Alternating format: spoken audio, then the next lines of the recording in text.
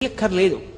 ఆదివారం నాడు ప్రదక్షిణం చేశాడనుకోండి, ఆదివారం నాడు ప్రదక్షిణం చేసి వచ్చేస్తే సూర్యమండలాన్ని భేదిస్తాడు జీవుడు. శరీరం పడిపోయిన తర్వాత శరీర పతనానంతరము సూర్యమండలాన్ని ఛేదించి కైలాసంలో శివలోకానికి వెళ్ళి శివ సాన్నిధ్యమును పొందుతాడు. ఒక సోమవారం నాడు ప్రదక్షిణం చేశాడనుకోండి, జరామృత్యువులను దాటతాడు. జరామృత్యువు అంటే వృద్ధాప్యము, మృత్యువు.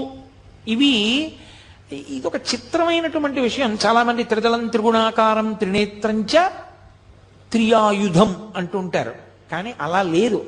అసలు యథార్థ పాఠం త్రియాయుషం అనుంది. త్రియాయుషం ఏకబిల్వం శివార్పణం. త్రియాయుషం అంటే 3 రకములైన ఆయుర్దాయాల్ని కోరుతారు. నేను వృద్ధాప్యాన్ని చూడాలని నేను కోరుకోవాలి. బాల్యము, కౌమారము, యవ్వనము దాటి నేను వార్ధక్యాన్ని చూడాలి అని అడగాలి.